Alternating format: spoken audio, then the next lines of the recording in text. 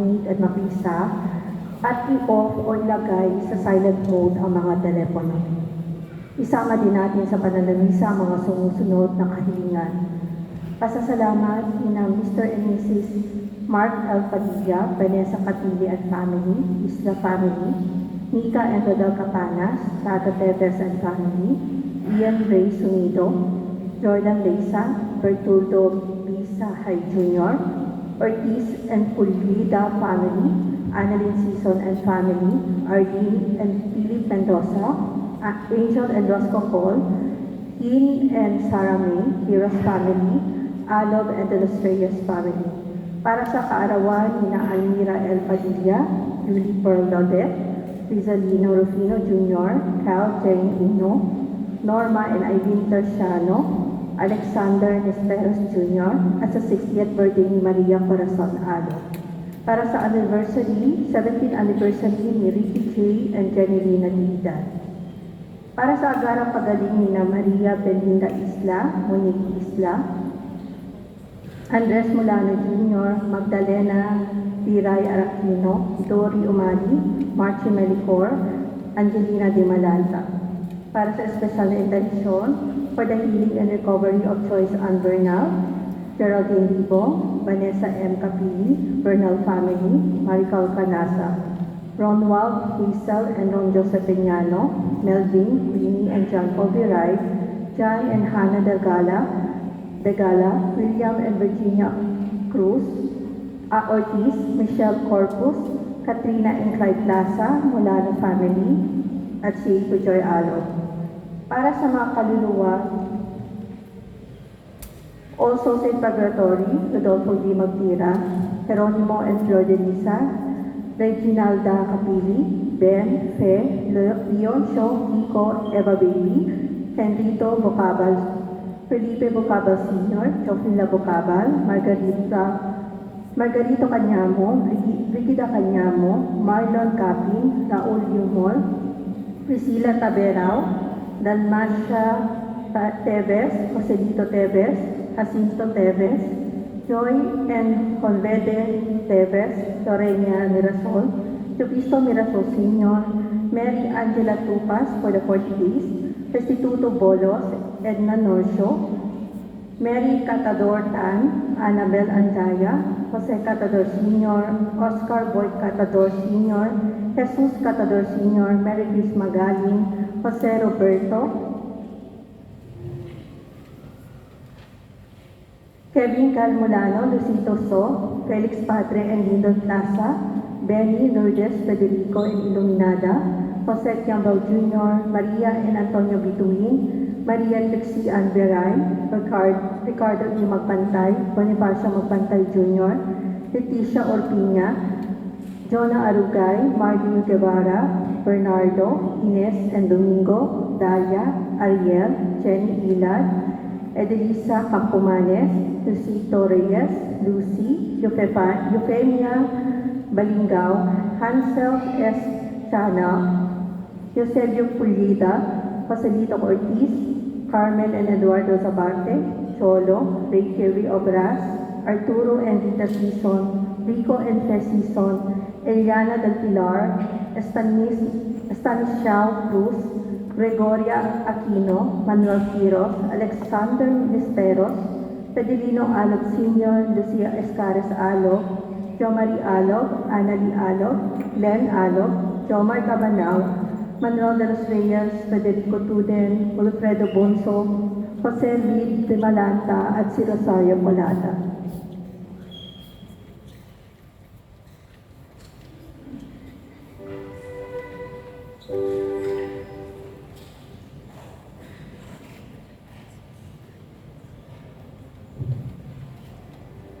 Tayo po ngayon ay nasa kalabing-anim na linggo sa karaniwang panahon.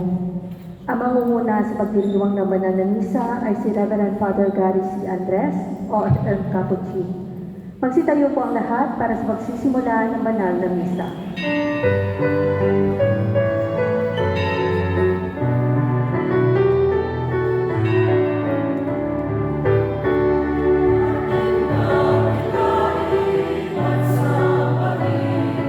Ang Panginoon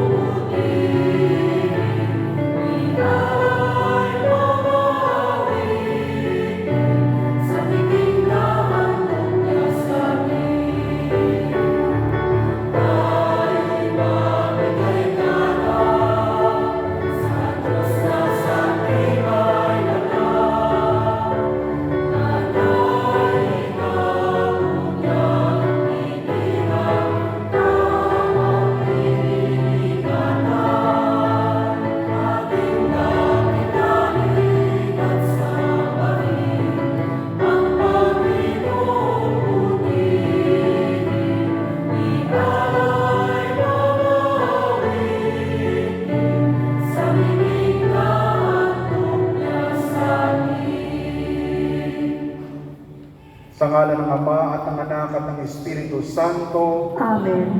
ang pagpapala ng ating Panginoong Hesukristo, ang pag-ibig ng Diyos Ama, at ang pakikipagkaisa ng Espiritu Santo, naway sumainyong lahat. At sumayo rin. Mga kapatid, aminin natin ang ating mga kasalanan upang tayo maging marapat gumanap sa banal na pagdiriwang. Inaamin ko sa makapangyarihang Diyos at sa inyong mga kapatid na luma akong nagkasala sa isip, sa salita at sa gawa at sa aking pagkukulang. Kaya sinasamo ko sa mga Birheng Maria, sa lahat ng mga anghel at mga banal, at sa inyong mga kapatid, na ako'y panalangin sa Panginoong ating Diyos. Kaawaan tayo ng makapangyarihang Diyos, patawarin tayo sa ating mga kasalanan, at patnubayan tayo sa buhay na walang hanggan. Amen.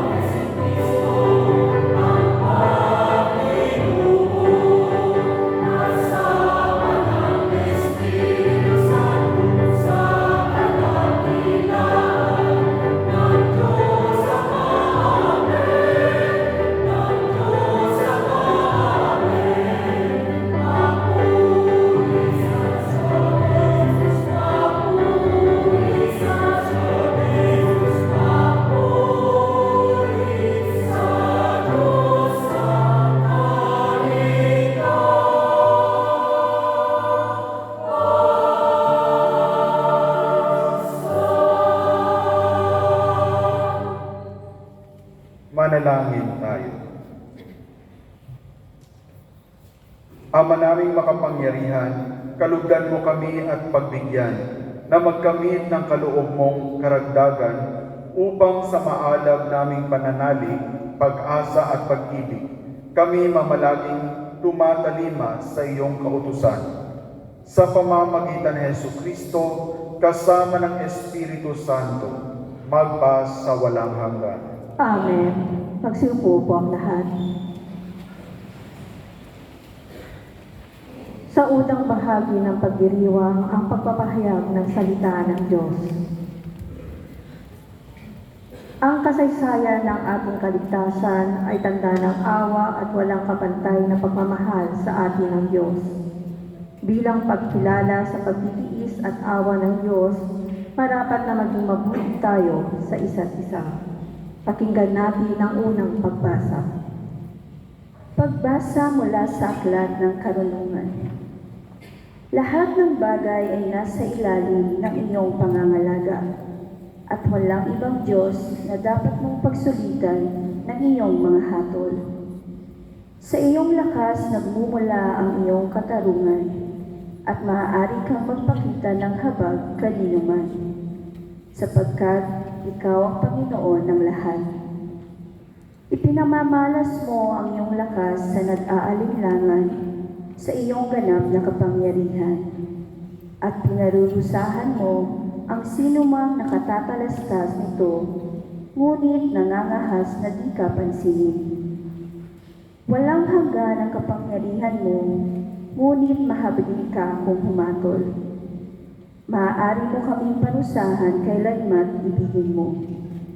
Ngunit sa halip ay pinamamahalaan mo kami ng buong hinahon at pagtitimpi.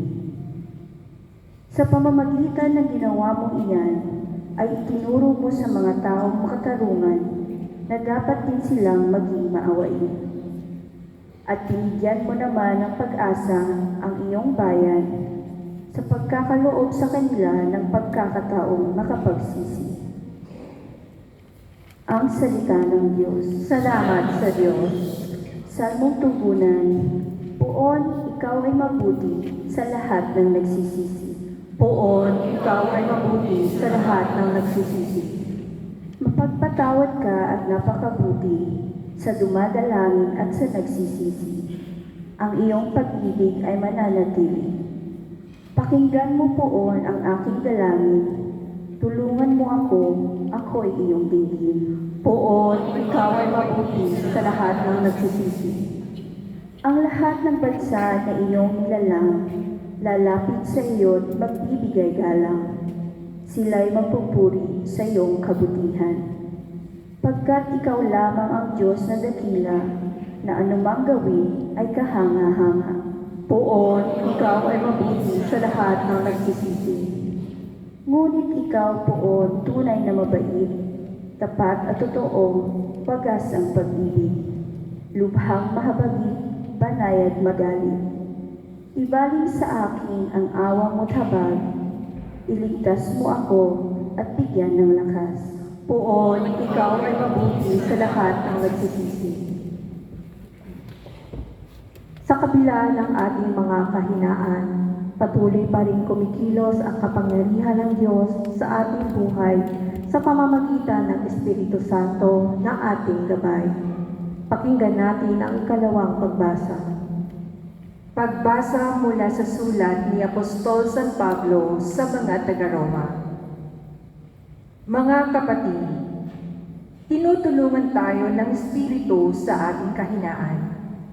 Hindi tayo marunong manalangin ng wasto, kaya't ang Espiritu ang lumuluhog para sa atin, sa paraang di magagawa ng pananalita. At nauunawaan ng Diyos na nakasasaliksik sa puso ng tao ang ibig sabihin ng Espiritu, sapagkat ang Espiritu ay lumuluhog para sa mga banal ayon sa kalooban ng Diyos. Ang salita ng Diyos. Salamat sa Diyos. Pagsitayo po ang lahat.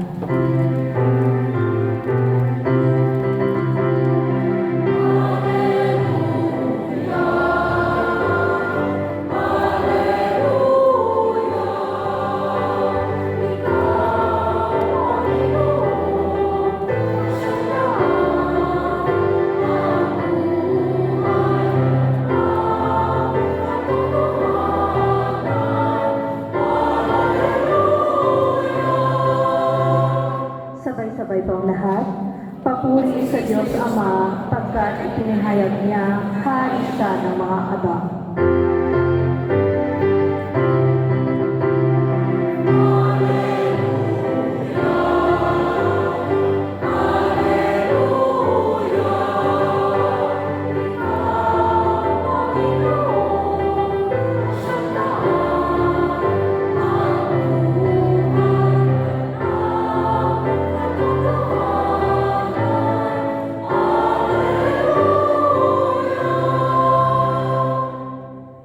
Sumainyo ang Panginoon. At sumayo rin. Ang mabuting balita ng Panginoon ayon kay San Mateo. Papuri sa iyo, Panginoon. Noong panahong iyon, inilahad ni Jesus ang talinghagang ito sa mga tao. Ang paghahari ng Diyos ay katulad nito. May isang taong naghasik ng mabuting binhi sa kanyang bukid. Isang gabi, samantalang natutulog ang mga tao, dumating ang kanyang kaaway at naghasik ng masasamang damo sa triguhan. Nang tumubo ang trigo at magkauhay, lumitaw rin ang masasamang damo. Kaya't lumapit ang mga alipin sa puno ng sambayan at sinabi rito, "Hindi po ba mabuting binhi ang inihasik ninyo sa inyong bukid? Bakit po kayo may damo ngayon?" Sumagot siya, "Isang kaaway ang may kagagawa nito." Tinanong siya ng mga utusan, "Bubunutin po ba namin ang mga iyon?" "Huwag," sagot niya, "baka mabunot pati trigo. Hayaan na ninyong lumago kapwa hanggang sa anihan. Pag-ani, sabihin ko sa mga tagapag-ani, ipunin muna ninyo ang mga damo at inyong pagbigkis-bigkisin upang sunugin, at ang trigo'y inyong tipunin sa aking kamalig." Ang mabuting balita ng Panginoon. Pinupuri ka namin, Panginoong Hesukristo. Magsiupo po ang lahat. Kapayapaan at lahat ng kabutihan ay mapa sa inyong lahat. Magandang gabi sa inyo. May isang writer na nagsulat, no, at sabi niya, ang tao ay merong dalawang logo, no, hindi balloon, kundi wolf sa ating mga puso. Isang mabuti at isang masama. At sabi niya, ang logong ito ay nakadepende sa tao. Kung sino ang kanyang pakakainin ng marami, ang siyang mananaig, at kung sino naman yung hindi niya pinapakain ng marami, ay siyang matatalo. Gayon din ang mga puso natin. No? Lahat tayo ay ginawa ng Diyos ng mabuti. Ngunit, sabi nga ng ating pagbasa, nasa ating ebanghelyo ngayon, ay sa gabi ay may dumating na demonyo or kalaban na siyang naghasik naman ng damo or naglagay ng binhi ng damo sa taniman na ito. Kaya nga, kung titingnan din natin, marami ang nagsasabi, lalo na yung mga taong may galit sa Diyos. Kung ang Diyos natin ay mabuti, bakit nandyan ang masama? Bakit nagkaroon ng masama? If God is so good, God is so merciful, is a good God, then why there is evil? Kaya sabi ng ating simbahan, dahil nga sa kalayaan na binigay ng Diyos, ang Diyos natin ay nire-respeto ang ating kalayaan. Kaya nga, ang demonyo ay nakadepende, yung kasamaan ay nakadepende sa tao, at hindi ito kagagawa ng Diyos, pero ito ay gawa ng tao dahil sa kanyang kalayaan. Lahat tayo ay binigyan ng Diyos ng mabuting binhi, pero sa kalayaan natin minsan, dahil nga pinipili natin ang galit sa ating puso, at gayon din ang inggit sa ating puso, at ito ang minsan ang nananaig. Kaya nagbabaliktad, ang naging, instead na tayo ay naging mabuti, ang kasamaan ang siyang nananaig sa atin. Dahil ito ang pinapakain natin sa ating mga puso. Kaya nga ang mga pagbasa ngayon, pinapakita sa atin ang katangian ng ating Panginoong Diyos. Na inaakala natin na siya ay matapang. Gayon din, kapag tayo ay nagkasala, ay hindi na tayo patatawarin ng Diyos. Pero pinapakita ng isang mga pagbasa natin na ang Diyos ay mapagmahal at mapagpasensya sa bawat isa sa atin. At ito din ang panawagan ng Diyos sa bawat isa sa atin, na tularan natin siya sa ating pakikipagtungo sa ating kapwa at gayon din sa bawat sarili natin. No, kaya sa unang pagbasa nakita natin na ang kapangyarihan ng Diyos ay hindi yung sa pagiging isang Diyos niya. No, dahil alam natin, sabi nga dito no, na ang Diyos ay makapangyarihan. Hindi niya ginagamit ang kanyang kapangyarihan upang panakot sa bawat isa sa atin. Nasasabi niya, Diyos ako, dapat sumunod kayo sa akin or else patay kayo sa akin. No, or else wala kayong grasya, wala kayong mana na matatanggap sa akin. Pero pinapakita ng Diyos sa atin, no, sa ating ebanghelyo, sa unang pagbasa, ipinakita sa atin na ang Diyos ay maawain. Ito ang kanyang lakas upang tayo ay hikayatin na bumalik sa Kanya. No, na sinasabi nga dito sa ating ebanghelyo, no, kahit na tayo ay nagkasala, hindi niya ginamit ang kanyang kapangyarihan. Pwede niya tayong patayin. No, pag sinabi niyang dahil ikaw ay makasalanan, dapat masusunog ka na sa oras na ito. No, ay hindi niya ginawa. Pero bagkus, binigyan tayo ng pagkakataon ng Diyos. No, hindi tulad natin. Tayo ay parating nauubusan ng pasensya. Mabilis tayo nawawala ng pasensya, lalo na sa mga taong kinaiinisan natin. No, mas pinipili natin na magtanim ng sama ng loob, no, kesa naman sa pagpapatawad sa ating kapwa. No, hindi na natin sila kapag nagkasala sila sa atin, no, para bang pinapanalangin na natin na sana, no, yung mga makasalanan, mamatay na sila, nang sa gayon mabuti na lang ang natitira dito. No, pinapanalangin natin na sana yung mga magaganda, mababawasan, nang sa gayon yung kapangitan ko ay makikita na. Hindi naman. No? Pero pinapakita ng Diyos sa atin, no, pagpasensyahan natin, magtulad tayo sa ating Panginoon. No, nang sa gayon, ang ating lakas, no, ang akala natin na ang kapangyarihan, yung magiging mataas tayo, magiging, no, yung pride natin, ito yung magpapatumba sa mga taong makasalanan. Pero ang magpapabago sa tao ay ang ating pag-ibig at paggabay. No, kaya nga pinapakita din sa atin sa ikalawang pagbasa. No, dahil nga sa pag-ibig ng Diyos sa atin, ay binigyan niya tayo ng banal na Espiritu Santo. Dahil alam ng Diyos na tayo ay mahina, no, na tayo ay marami tayong walang alam. Na minsan sinasabi natin, ang dami na nating alam. No, kaya nga, sinasabi natin na ako ang dapat masunod dahil ako ang may mas alam. Papunta ka pa lang, pabalik na ako. Pero pinapakita ng Diyos sa atin, lahat tayo ay mga mangmang or walang kaalam-alam pa. No, kaya nga, binigay niya sa atin ang banal na Espiritu Santo. Anong sabi niya? Dahil alam ko na lahat kayo ay hindi pa marunong magdasal. No, alam natin, minsan sinasabi nila, no, minsan kinukudya yung dasal daw natin paulit-ulit. Pero sabi ng Panginoon, no, kaya nga andyan ang banal na Espiritu upang gabayan kayo. Dahil nga, no, lahat tayo, lahat ay walang alam kung paano magdasal. At sa kahinaan natin ito, or kawalang kaalaman sa pagdasal, ang banal na Espiritu Santo ang siyang magkokonekta sa atin, sa ating Panginoong Diyos. Kaya masabi sa ating, no, sa ikalawang pagbasa sa sulat ni San Pablo sa mga taga-Roma, na sa pamamagitan ng Espiritu Santo, ang mga puso ng banal ay mapapakinggan ng Diyos. Sino ba itong mga banal na ito? No, hindi lamang yung mga taong namatay na at naging martir, pero tayong nabubuhay na nagsumusunod sa kalooban ng Diyos, ay nabubuhay tayo bilang mga banal. Kaya nga sa ating ebanghelyo ngayon pinapakita, no, ang paghahasik ng Diyos ng mabuti, pero dumating ang masama at kanyang binigyan din ng binhi ng kasamaan.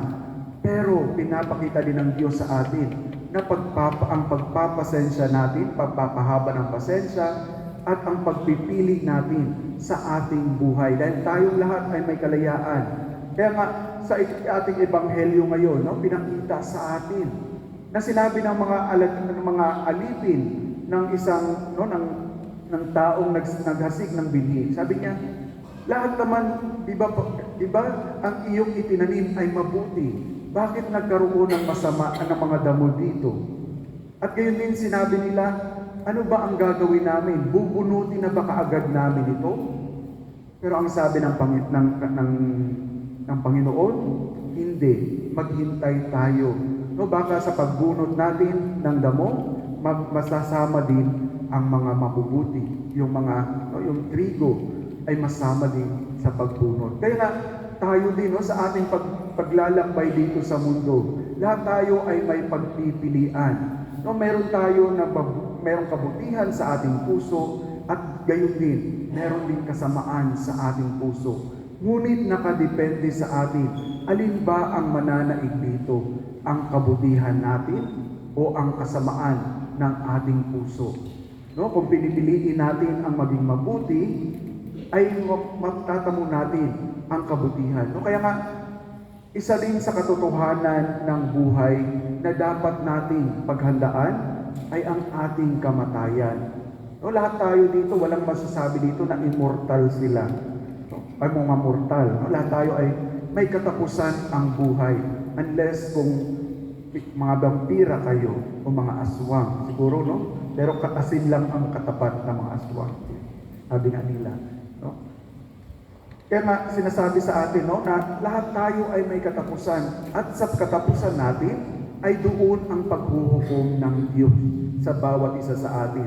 Kung naging mabuti ba tayo o naging masama. Habang tayo ay nabubuhay, binibigyan na tayo ng Diyos ng pagkakataon na ayusin ang ating mga buhay.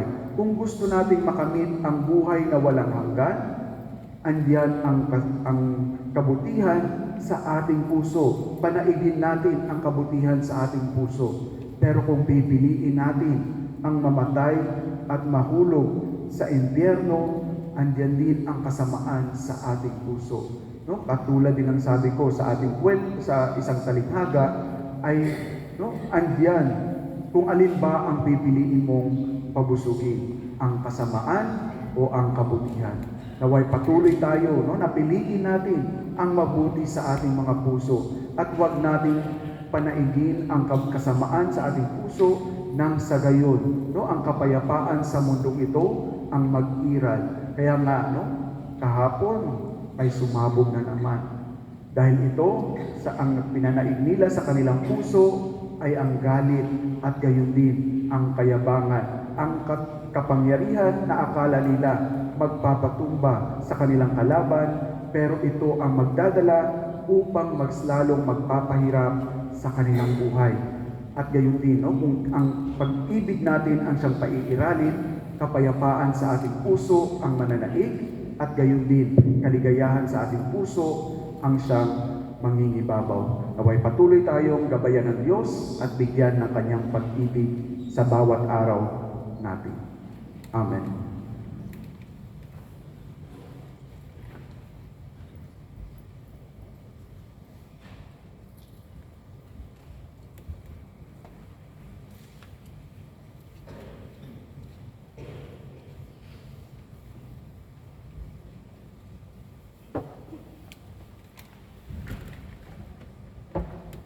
Magsitayo po ang lahat.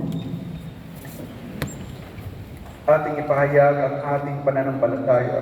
Sumasampalataya ako Sa Diyos amang makapangyarihan sa lahat na may gawa ng langit at lupa. Sumasampalataya ako kay Jesucristo, isang anak ng Diyos, Panginoon natin lahat. Nagkatawang tao siya, lalaki ng Espiritu Santo, pinanganak ni Santa Maria Virgen, pinagpakasakit ni Poncio Pilato, hinakaw sa krus, namatay, inilibing, nanaog sa pinaroroonan ng mga yumao, nang may katawang araw na buhay na mangguli, umakyat sa langit, naluklok sa kanan ng Diyos amang makapangyarihan sa lahat. Doon magmumula maririto ang hukom sa nabubuhay at nangamatay na tao.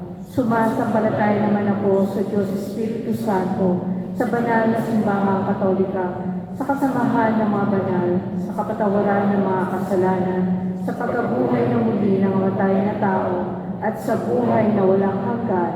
Amen. Itinanim ng Diyos ang kanyang salita sa ating mga puso upang tayo'y maging karapat-dapat na manatili sa kanyang piling. Buong pagtitiwala natin hilingin sa Diyos Ama. Panginoon, dinggin mo kami. Panginoon, dinggin mo kami.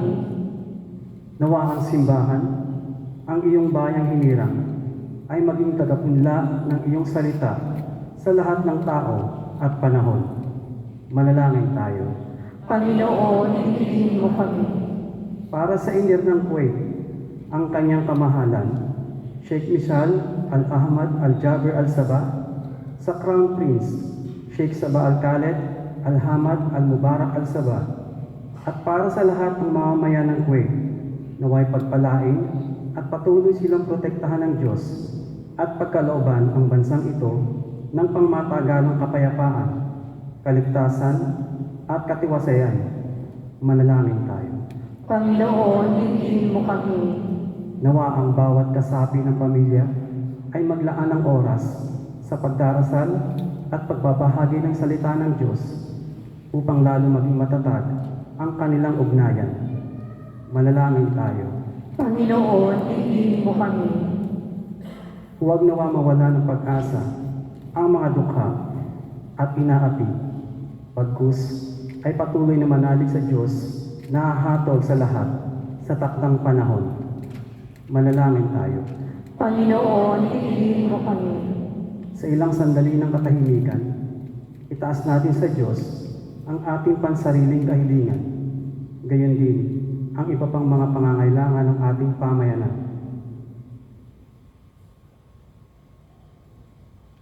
Manalangin tayo. Panginoon, dinggin mo kami. Panginoon, tulungan mo kami sa aming kahinaan at mga pag-uulang. Isugo mo ang iyong Espiritu upang patatagin kami at bigyang lakas sa aming pakikipaglaban sa masama. Ikaw na nabubuhay at nag-ahari magpakailanman. Amen. Magsiupo po ang lahat sa ikalawang bahagi ng pagdiriwang ang huling hapunan.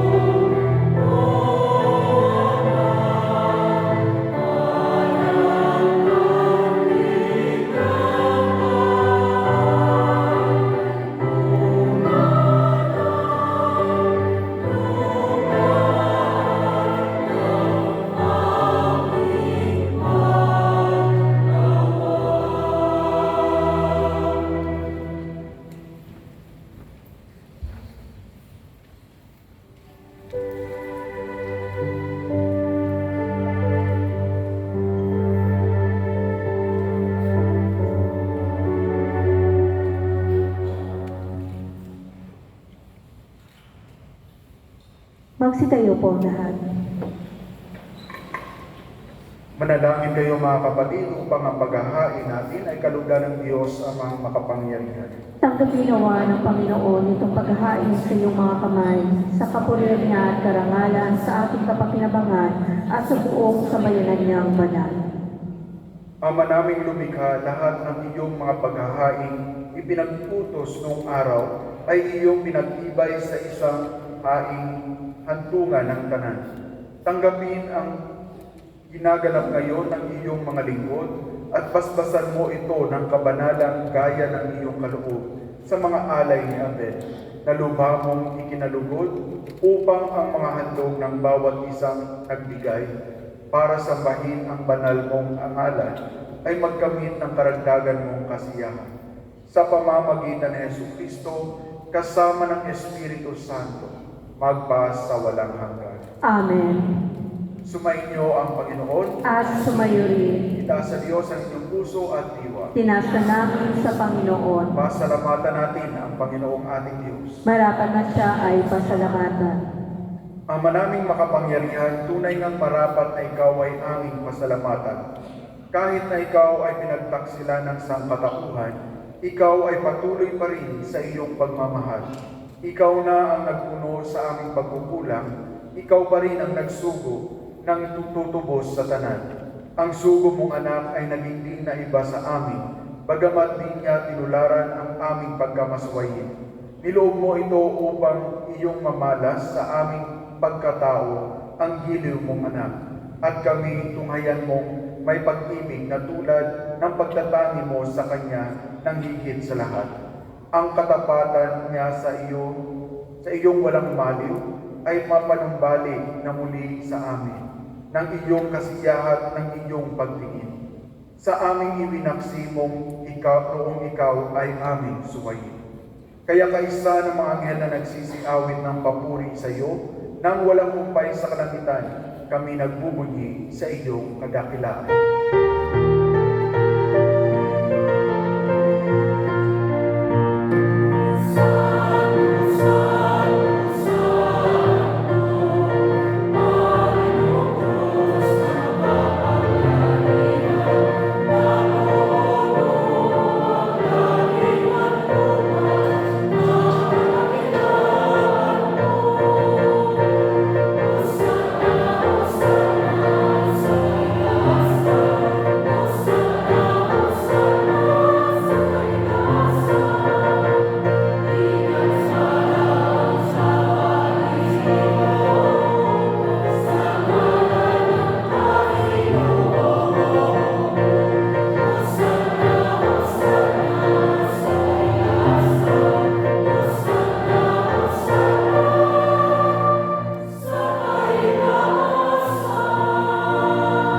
Magsiluhod ang lahat.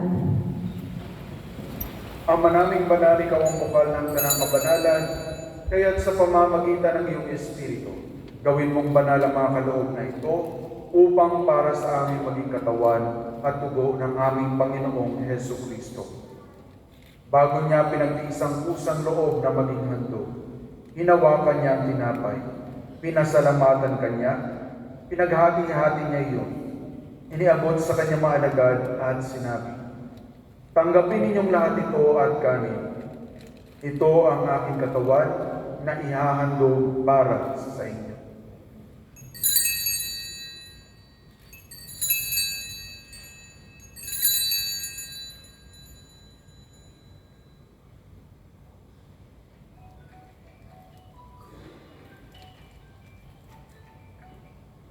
Gayon din naman nung matapos ang hapunan, hinawakan niya ang kalis. Muli kanyang pinasalamatan, iniabot niya ang kalis sa kanyang alagad at sinabi, "Tanggapin ninyong lahat ito at inumin. Ito ang kalis ng aking dugo, ng bago at walang hanggang tipan.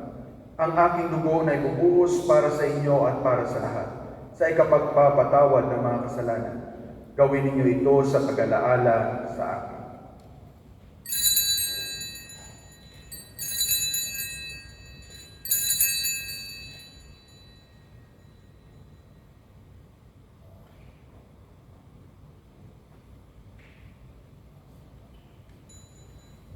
Ipagbunyi natin ang misteryo ng pananampalataya.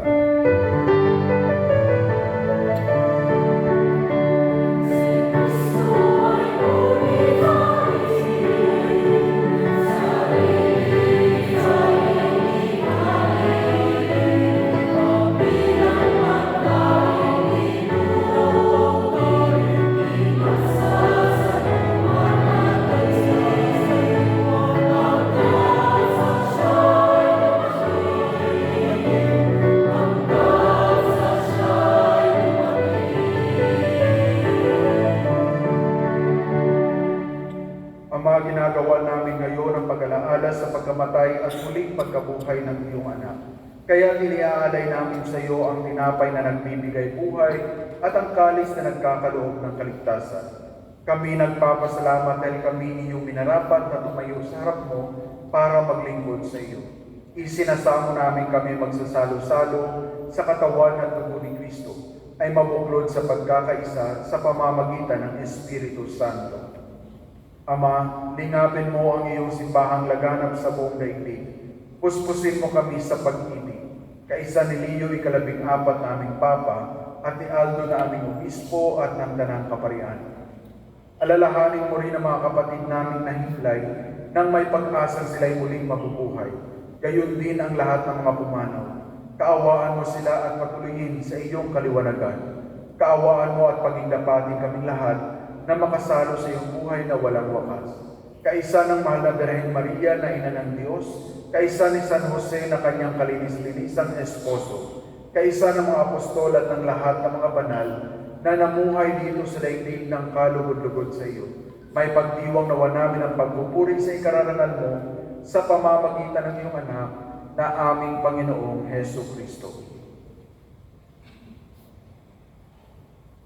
Sa pamamagitan ni Kristo, kasama niya at sa Kanya, ang lahat ng parangal at papuri ay sa iyo, Diyos amang makapangyarihan, kasama ng Espiritu Santo, magpa sa walang hanggan.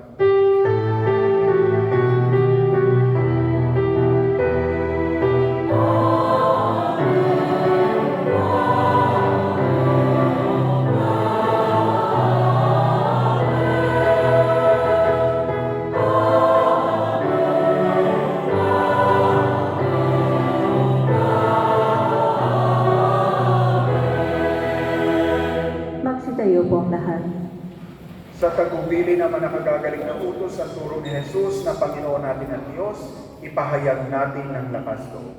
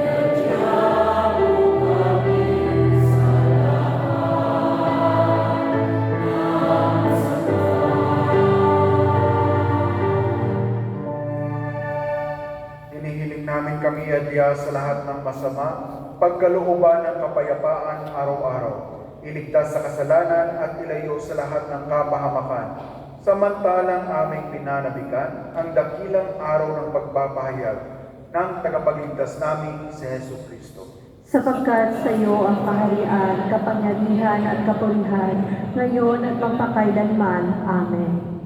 Panginoong Heso Kristo, sinabi mo sa iyong mga apostol, kapayapaan ang iniiwan ko sa inyo. Ang aking kapayapaan ang ibinibigay ko sa inyo. Tunghayan mo ang aming pananampalataya at huwag ang aming pagkakasala.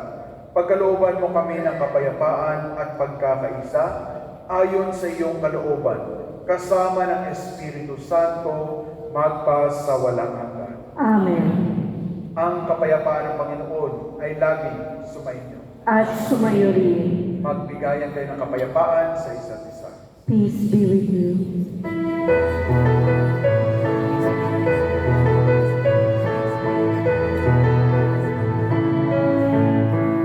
Pero ng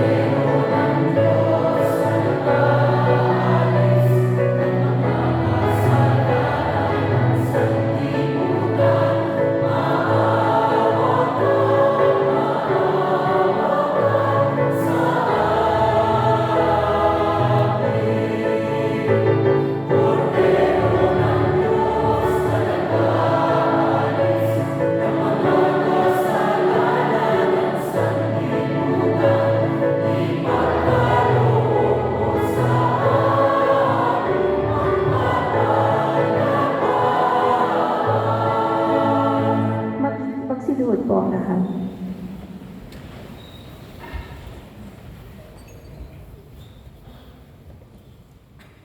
Ito ang kordero ng Diyos, ito ang nag-alis ng mga kasalanan ng sanlibutan.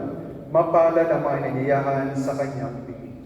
Panginoon, hindi ako karapat-dapat na magpatuloy sa iyo, ngunit sa isang salita mo lamang ay gagaling na ako.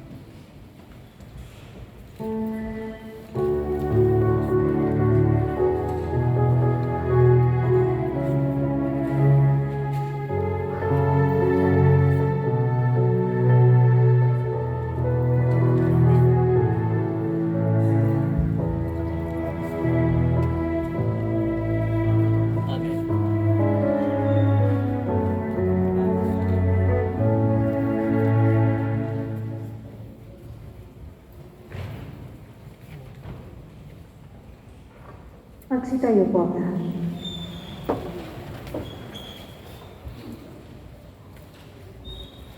Manalangin tayo. Ama naming mapagmahal, manatili kang kapiling ng iyong sambayanan na ngayon pinapakinabang mo sa iyong sariling buhay at gawin mong kami pasulong na makahakbang mula sa dati naming pagkamakasalanan patungo sa pagbabagong nagdudulot ng iyong kabutihan. Sa pamamagitan ni Jesucristo, kasama ng Espiritu Santo, magpa sa walang hanggan. Amen. Magsiupo po ang lahat. Parish announcement. Bishop Aldo Berardi, OSSD, will celebrate his 35th sacerdotal anniversary tomorrow, 28 July. Let us keep him in our prayers. The Maria Rosa Mystica 1000 Hail Marys will be prayed on July 24th, Friday at 2:45 p.m. to 7:45 p.m.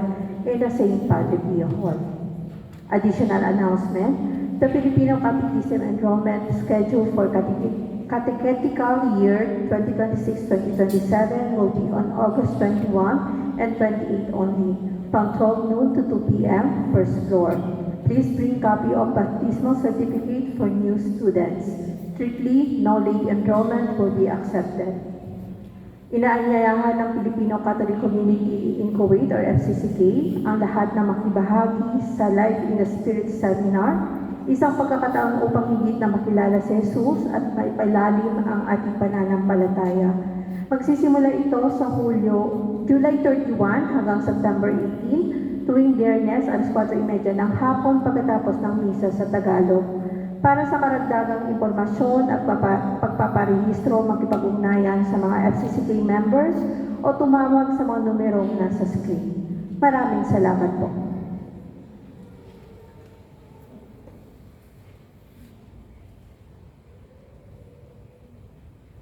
Magsitayo po ang lahat. Sumainyo ang Panginoon. At sumayo rin. Magsiyuko kayo samantalang iginagawad ang pagpapala. Ama naming mapagpala, nililingap mo ang iyong bayan kahit may mga kaanib na lumilihis ng landas, ipagkaloob mo ang pasyang magbagong buhay sa tanan upang ang lahat ng maging lalong matapat sa pagsunod sa iyong kalooban. Sa pamamagitan ni Jesucristo, kasama ng Espiritu Santo, magpa sa walang hanggan. Amen. At ang pagpapala ng makapangyarihang Diyos, Ama, Anak at Espiritu Santo ay mamalagi sa inyo, magpa sa walang hanggan. Amen. Tapos na ang banal na misa, humayo kayong taglay ang kapayapaan at pag-ibig ni Kristo. Salamat sa Diyos.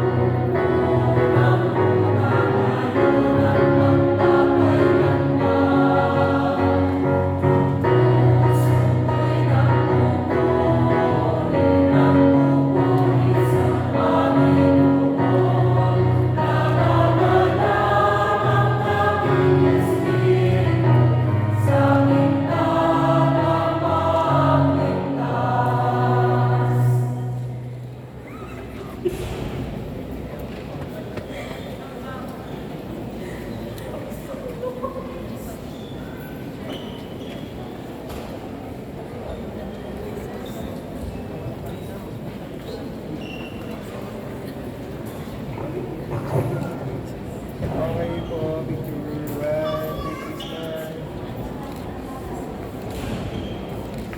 Thank you.